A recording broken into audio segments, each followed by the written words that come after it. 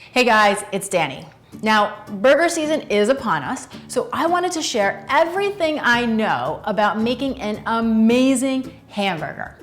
So today, I am showing you how to make the perfectly cooked, clean, and delicious burger. Now, the real secret to any simple dish is high quality ingredients. So for a burger, the meat is the star of our show. Traditionally, burgers are made with ground chuck, but I recommend using ground sirloin because one, it has more flavor, and two, it's leaner. So it's the perfect combination for a clean and delicious burger. Now, the other things I look for when I'm buying my meat are grass-fed, also called pastured, organic, and if possible, local. Without getting to a whole bunch of details here, the fats in grass-fed meat are better for your body. You're also going to avoid the antibiotics and the hormones. And bottom line here, guys, anything that is made or raised with more love and more consciousness is always going to taste better. I mean, think about it. Homemade cookie always tastes better than the one from the grocery store, right? So with all that being said, just make the best decision that you can make and then feel good about your decision. Now, the next thing you need to know about an amazing burger is that you want to handle the meat as little as possible. This is gonna help keep the meat nice and light and juicy.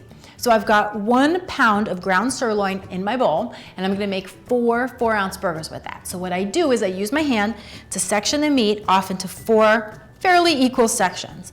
Then you wanna grab one of those sections and just loosely form a burger patty with it. No need to be perfect here. Remember, the goal is minimal manhandling. All right, just like that. Perfect. 3 more times.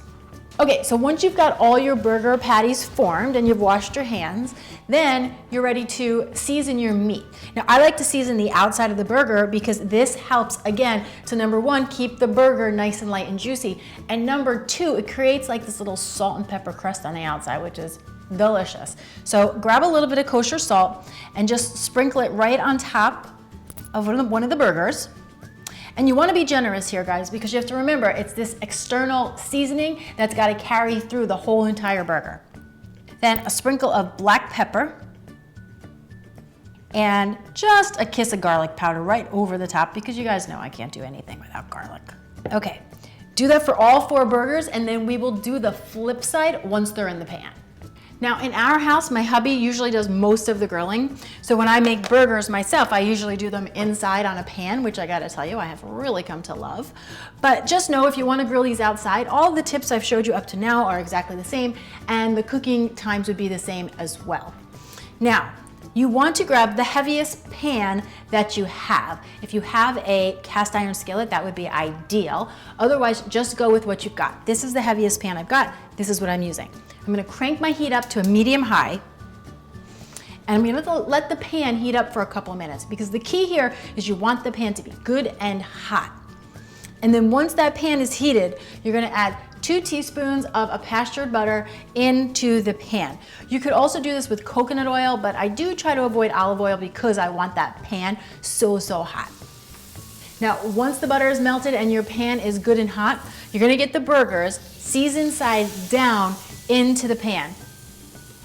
And you hear that sound? That's exactly how you know that your pan is ready to go. If you don't get that sear, pull the burger out and wait till the pan is hot. It's very important for this delicious outcome. Set your timer to 4 minutes, and then while they're cooking, you want to season the other half of the burger. So just a little bit of salt, black pepper, and the garlic powder. Once that timer goes off, you're just gonna flip the burgers.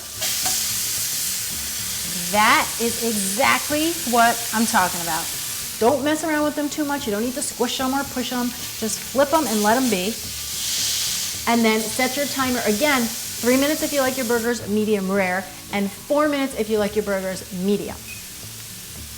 Now, for those of you that like cheese on your burger, what you want to do is put that cheese on the burger 1 minute before the cooking time is up and pop a cover on. And then you are going to have yourself a perfectly cooked cheeseburger.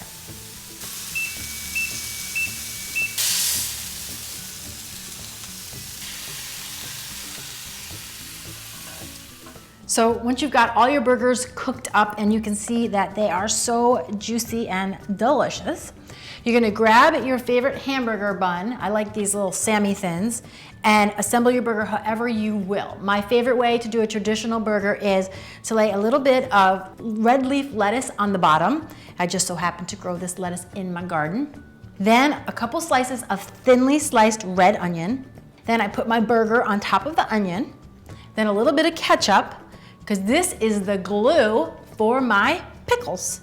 Layer of sliced dill pickles. Pop on the lid, and I suppose at this time, it would only be right for me to test it.